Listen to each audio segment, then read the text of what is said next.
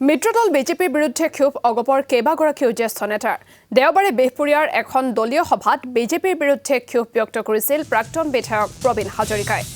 অগপৰ উপ সভাপতি অপূৰ্ব কুমাৰ ভট্টাচাৰ্যৰ সন্মুখতে ক্ষোভ ব্যক্ত কৰাৰ পিছত প্ৰতিক্ৰিয়া প্ৰকাশ কৰিছে ভট্টাচাৰ্যই এয়া দলৰ আভ্যন্তৰীণ বিষয় হয়তো কৰবাত অগপৰ দলীয় কৰ্মীসকলৰ মাজত অসন্তুষ্টি হৈছে আৰু সেই কথা ইতিমধ্যে মুখ্যমন্ত্ৰী ডক্টৰ হিমন্ত বিশ্ব শৰ্মাই ভালকৈ বুজি পাইছে বুলি মন্তব্য কৰে ভট্টাচাৰ্যই অগপদল এনডিৰ মিত্ৰজোঁটৰ এটা শক্তিশালী অংশ বুলি মন্তব্য অপূৰ্ব কুমাৰ ভট্টাচাৰ্যৰ আমি মিত্ৰতাত আবদ্ধ মিত্ৰগোষ্ঠীৰ আমি এটা অন্যতম শক্তিশালী অংশ আমাৰ দলৰ সন্মানীয় সভাপতি অতুল বৰা ডাঙৰীয়া সন্মানীয় কাৰ্যকৰী সভাপতি কেশৱ মহন্ত ডাঙৰীয়া অসম চৰকাৰৰ মন্ত্ৰীসভাত আছে আমাৰ হাজৰিকা ডাঙৰীয়াও এটা নিগমৰ তেওঁ অধ্যক্ষ হৈ আছে তেখেত প্ৰাক্তন মন্ত্ৰী দলৰ জন্মলগ্নৰ পৰা আছে মানে এইটো ৰাজনৈতিক দলীয় কৰ্মশালা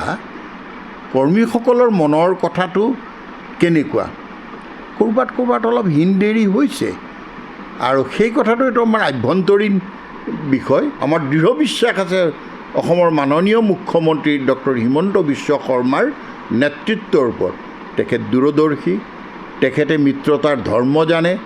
আৰু তেখেতে জানে যে অসম গণ পৰিষদ দলৰ প্ৰতিখন গাঁৱত প্ৰতিটো অঞ্চলত এক জনসমৰ্থন আছে আৰু আমিও তেখেতৰ যিটো মানে প্ৰতিশ্ৰুতি সম্পন্ন যিটো নেতৃত্ব সেইটোক আমি অসম গণ পৰিষদ দলে মনে প্ৰাণে আমি বিশ্বাস কৰোঁ আৰু অভিভাৱকৰ ওচৰতেই মনৰ কথাবিলাক কোৱা যায়